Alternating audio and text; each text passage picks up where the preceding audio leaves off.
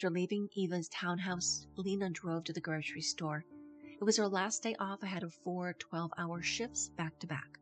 She had cleaned out her pantry and foisted anything perishable off onto her sister. Lena wasn't much of a cook. Ben had assumed that responsibility. Nor was she much of an eater, frankly. She tended towards salty snacks, pretzels, mixed nuts, and she relished spicy food, chiefly Thai curries. She made simple soups in the fall and winter, vegetable with barley, chicken, and matzah, and ate salads in spring and summer. Cooking for herself was exasperating after all those years with Ben. But at work, she tried to avoid the listless hospital cafeteria, so she packed a week's worth of lunches on her day off and stacked each in plasticware upon the refrigerator shelves, ready to go for the work week. Turkey on whole wheat, fresh fruit, crackers, and cut vegetables. Nothing exciting. She was one of those women who cared not one little bit about being modern or fashionable, and therefore was naturally both. Lena never got a trendy haircut. She barely wore makeup. Yet she was so damned womanly that it drove her sister round and round in circles of smoking envy. Eva wasn't masculine, but she was strong, shapely, and forthright in a way that made her worry about appearing rather unfeminine. To compensate, she wore a lot of pink, mainly dresses and skirts, and applied makeup like a pro. Lena usually slapped on some mascara and a blotting of Carmex for special occasions. She wore jeans that were a decade old and scuffed Clarks, and most of her errands around town were run wearing scrubs. Lena was a stoic. This wasn't a new thing.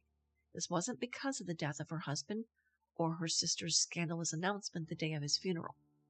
Actually, 7 frustrating years of trying to get pregnant and the dozens of medical consultations and procedures had made her this way.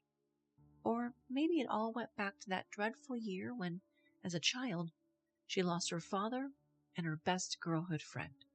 Today, armed with a long grocery list, she made her weekly shopping excursion that would waste both time and money.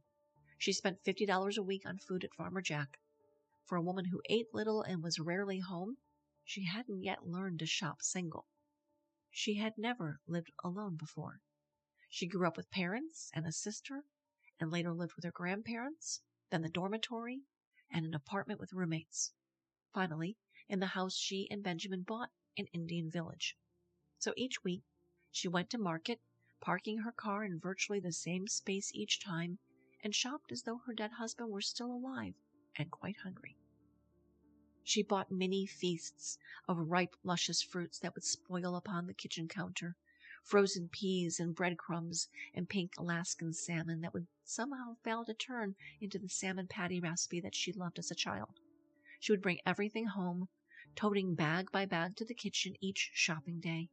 But the following week, she would open her cupboards, survey her refrigerator, frown at the glut of food that would soon go to waste, and unceremoniously stack half of everything into a cardboard box and drive it to her sister's. The same day, she would find herself loading more bags of fresh food into her car after a trip to Farmer Jack. Eva wouldn't turn anything down, although the odds were that if it involved anything more sophisticated than microwaving, she wouldn't eat it. Eva could barely boil a hot dog. Inspecting shiitake mushrooms in the cold, incandescent light of the produce section, Lena noticed a tall man watching her. He was standing by the kohlrabi and kale. He glanced away when she caught his eye. She passed it off and continued shopping. Grocery store flirts were nothing new. Yet when she spied the man hiding behind the end cap of macadamias and cashews while she picked out popcorn, and again a moment later, peering around the freezer aisle at her as she selected a pint of sorbet, she began to contemplate whether her sister wasn't being paranoid after all. She felt confirmed of this suspicion when the man got into the same checkout aisle as her, a few shoppers behind.